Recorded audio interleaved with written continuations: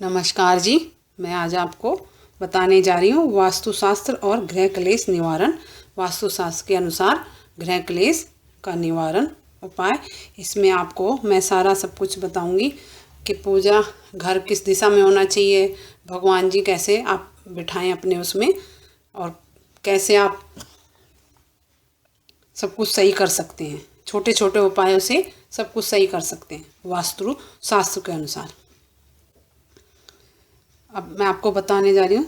प्राय सभी घरों में किसी न किसी बात को लेकर छोटी मोटी विवाद बना ही रहता है। कभी बच्चों की बात को लेकर तो कभी बड़े बूढ़ों की बातों को लेकर घर में अशांति का वातावरण बना रहता है,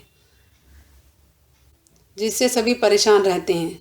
चाहते तो सभी हैं कि घर में सुख शांति बनी रहे, फिर भी सभी लड़ते झगड़ते रहते हैं।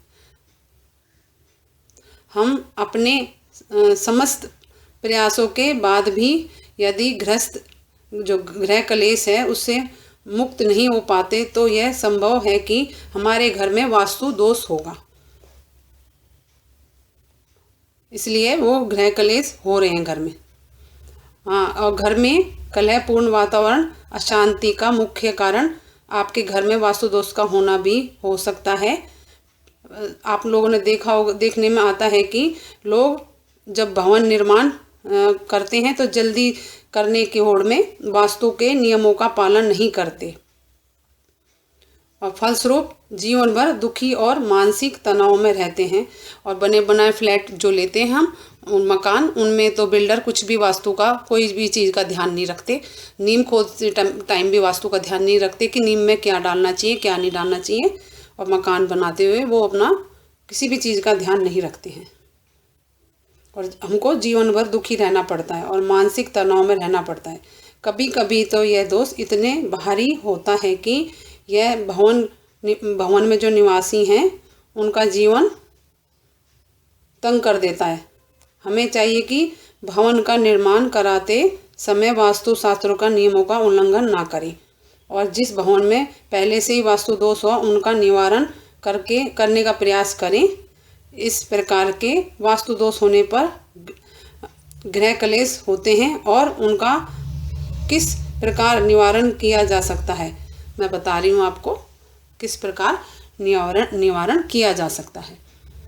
मैं आपको कुछ ऐसे वास्तु दोषों का बारे में निवारण के बारे में बताने जा रही हूँ जिनको अपना के आप अपने घर का वातावरण सही कर सकते हैं। आप ध्यानपूर्वक सुने, मैं बता रही हूँ। भवन के मुख्य द्वार के दोनों ओर दरवाजे तथा खिड़कियां क्षतिग्रस्त नहीं होना चाहिए, और दरवाजे और खिड़कियों के ऊपर तथा खिड़कियों के चारों ओर का प्लास्टर टूटा हुआ नहीं होना चाहिए, नहीं तो घर में महिलाओं को अधिक हानि की आशंका बनी रहती है। महिलाओं को ज़्यादा नुकसान होता है, शारीरिक मानसिक हर तरीके से महिलाओं को ज़्यादा नुकसान होता है। घर की दीवार टूटी नहीं होनी चाहिए, इससे अगर टूटी है तो झूठे मुकदमे तथा सरकार से परेशानी होने की संभावना रहती है। घर का मुख्य दरवाज़ा छोटा तथा पीछे का दरवाज़ा बड़ा हो तो वहाँ के निवासियों को आर्थिक संकट बना रहता है, इसलिए मेन गेट हमेशा बड़ा रखना चाहिए, ना कि पीछे का गेट। घर के टूटे दरवाजे नहीं होने चाहिए, अगर हैं तो इससे घर का मुखिया के आय में कमी बनी रहती है। अनचाहे कार्यों पर व्यय करना पड़ता है, फालतू के खर्चे होते रहते हैं, और आमदनी कम होती है, खर्चा अधिक होता है और बढ़ जाता है। समाज में मान सम्मान भी प्राप्त नहीं होता है। घर के जो मुख्य आंगन का फर्श टूटा हुआ नहीं होना चाहिए, तथा यहाँ पर घर का कूड़ा कबाड़ा नहीं रखें। ऐसा अगर करेंगे आप, कूड़ा कबाड़ा रखेंगे, घर के मुखिया को मानसिक तनाव तथा घर में अन्य लोगों को भी तनाव की संभावना रहती है, इसलिए आंगन को साफ सुथरा रखें, कूड़ा करकट ना रखें। रसोई घर तथा शयन कक्ष यानी कि बेडरूम की दीवार पर सही तरह से प्लास्टर अगर नहीं है और तो करवा लें। और कहीं पर भी ईंट नज़र नहीं आनी चाहिए, टेढ़ा मेढ़ा प्लास्टर नहीं होना चाहिए। अगर ऐसा है, टेढ़ा मेढ़ा है, टूटा फूटा है, तो आपस में प्रेम तथा मिलन की संभावना कम होने लगती है, आशंका बनी रहती है और लड़ाई झगड़े होते हैं। इसलिए छोटे छोटे काम में इनसे वास्तु दोष बहुत बढ़ जाता है। इन चीज़ों का ध्यान रखें। घर के मुख्य दरवाज़ों को काले रंग से पेंट नहीं करवाना चाहिए। अगर आपने काले रंग से पेंट करवा रखें तो आप दूसरा कलर चेंज कर लें। अगर है तो घर में मुखिया की बातों में, वो जो मुखिया होता है घर का, उसे कोई भी ठग सकता है उससे, और गाली गलौज बदनामी का भी सामना करना पड़ सकता है। इसलिए कलर चेंज कर दें। यदि घर के अन्य दरवाज़ों का काले रंग है तो उनको भी आप चेंज कर दें, नहीं तो पति पत्नी में झगड़े गाली गलौज की नौबत आ जाती है। इसलिए घर में काले दरवाजे नहीं हो, ना बाहर के गेट का मेन गेट, ना अंदर के। घर के दरवाजों पर अगर तलवार, चाकू, तीर तथा अन्य हथियारों का अगर लगा रखा है तो उनको हटा दें। उससे घर के निवासियों को अधिक गुस्सा आता है। अगर आप लगा के रखेंगे और लग रहे हों तो अधिक गुस्सा आएगा और अकड़ तथा मनमर्जी करते हैं, वो मतलबी हो जाते हैं और फालतू का भय का सामना करना पड़ता है। इसलिए अगर हथियार हो तो हटा दें उनको। घर में पुरानी घड़ियाँ, इस बात का ध्यान रखें, ध्यान से सुने। और पुराने दरवाजे, ग्रिल का इस्तेमाल नहीं करें। पुरानी चीज़ों का नहीं इस्तेमाल करें, नई चीज़ लगाएं। अगर आप नहीं करने चाहिए, इससे घर के मुखिया में आय में कमी होने आरंभ हो जाती है। और अगर आय कमी से होता बेकार के कार्यों में खर्च करता है वो। इसलिए पुरानी चीज़ें नहीं यूज करें। और डर भय भी निरंतर बना रहता है। यदि घर के दाईं और बाएं तरफ खिड़कियां टूटी हुई हैं तो उससे घर के मुखिया के जो माता पिता होते हैं उनको कठिनाइयों का सामना करना पड़ता है, बीमारियों का सामना करना पड़ता है। इसके अतिरिक्त बिना बात की लड़ाई झगड़े, रुकावटें और बच्चों की पढ़ाई में रुकावट आती है और उसका भी सामना करना पड़ता है। तो इन बातों का ध्यान रखें।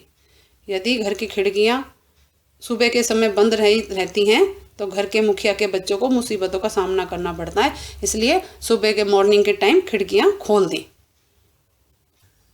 सुबह सुबह मॉर्निंग में स्वच्छ हवा भी आती है, उससे भी आपका घर में और भी ज़्यादा सूर्य की किरण भी आती है, उससे बहुत सारे दोष मिट जाएंगे।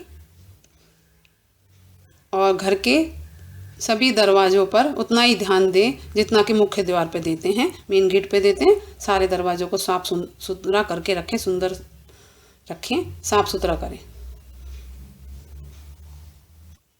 मैं आपको वास्तु के अनुसार बता रही हूँ।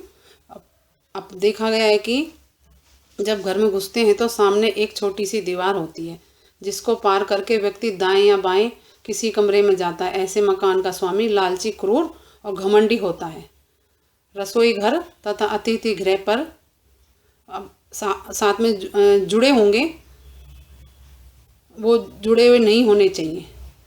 और अगर हैं तो, यदि ऐसा है तो पति पत्नी में आपसी समझबूझ की कमी रहती है। यदि घर के सामने पत्थर की पट्टियां बिछी हैं तो यह आपस में तालमेल की कमी को दर्शाता है। यदि दक्षिण पश्चिम दिशा में अधिक खिड़कियां हो तो उसे बंद करके रखना चाहिए, उनकी संख्या कम कर देनी चाहिए। उत्तर की तरफ ज़्यादा खोल के रखनी चाहिए। पूजा के कमरे में, अब इस बात को वास्तु अनुसार ही बता रही हूँ, ध्यानपूर्वक प्लीज़ सुनिए। पूजा के कमरे में जहाँ पूजा का रूम है वहाँ पे शिव, सूर्य, विष्णु, ब्रह्मा, इंद्र की मूर्ति पूर्व की तरफ तथा पश्चिम दिशा में रखें, पूर्व से पश्चिम में रखें।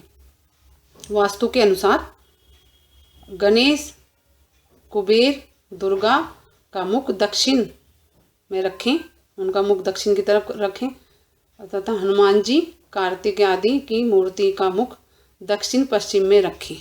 ये वास्तु के अनुसार हैं। इन नियमों का पालन करेंगे तो आप खुद फर्क देखेंगे। और पूजा जो घर है, पूजा स्थान ईशान कोण में रखें, वहाँ पे बनाएं। अतः ईशान उत्तर की तरफ भी कर सकते हैं, ईशान पूर्व को मध्य में भी रख सकते हैं। इन बातों का ध्यान रखें। और अगर आपको ज्ञान प्राप्ति के लिए पूजा कर रहे हैं तो पूजा गृह में उत्तर दिशा में बैठकर उत्तर की ओर मुँह करके करें, ज्ञान प्राप्ति के लिए जो कर रहे हैं तो, और पूजा करें। और धन प्राप्ति के लिए अगर आप पूजा कर रहे हैं तो पूर्व में बैठकर पूर्व की दिशा में मुँह करके बैठें। इससे धन प्राप्ति, ज्ञान प्राप्ति में आसानी होती है।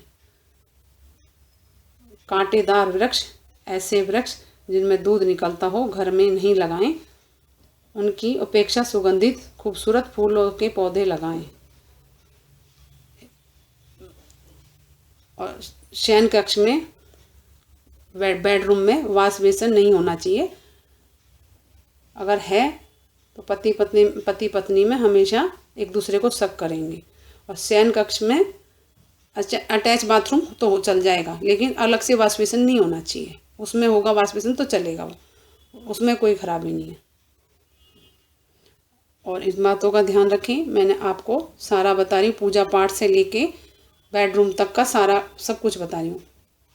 कभी भी मेहमानों को अपने शयन कक्ष यानी कि बेडरूम में बातचीत तथा बैठने के लिए नहीं लेकर आएं। और आप ऐसा करते हैं तो पति पत्नी में झगड़े और शक की शुरुआत हो जाती है, इसलिए वहाँ पे बैठ के बात नहीं करें।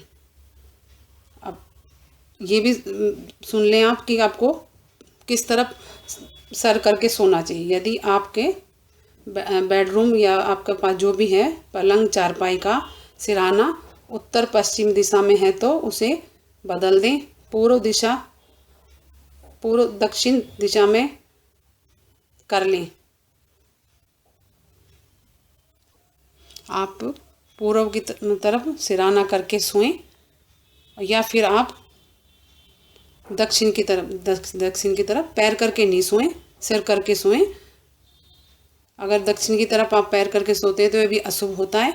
और जहाँ सूर्य नारायण उगते हैं पूर्व की तरफ, तो वहाँ पे भी आपको पैर नहीं करने चाहिए, वहाँ पे उस साइड में सर करके सोएं। इससे आपको सबसे बड़ा सुख ये मिलेगा कि नींद बहुत अच्छी आएंगी और भोग आनंद प्राप्त कर सकते हैं आप, और बहुत अच्छी नींद आएंगी आपको। अब इसके बाद भी यदि आपको गृह कलेशों लेकर चिंतित है, बताए गए उपायों को अपना कर देखें। संभव है आपको आए दिन के इस समस्याओं से मुक्ति मिलेगी। मैंने आपको पूजा घर से बेडरूम, आंगन के बाहर का सब कुछ सारा बताया है। इन छोटे छोटे उपायों को अपनाकर आप अपने घर जो लड़ाई झगड़े हैं उनको कम कर सकते हैं और सुख शांतिपूर्वक रह सकते हैं। और अगर इसके बाद भी आपको कुछ समझ नहीं आए तो आप मेरे को कमेंट्स करके पूछ सकते हैं। और मेरे चैनल शुभ लाभ को लाइक करें, सब्सक्राइब करें, शेयर करें। नमस्कार जी।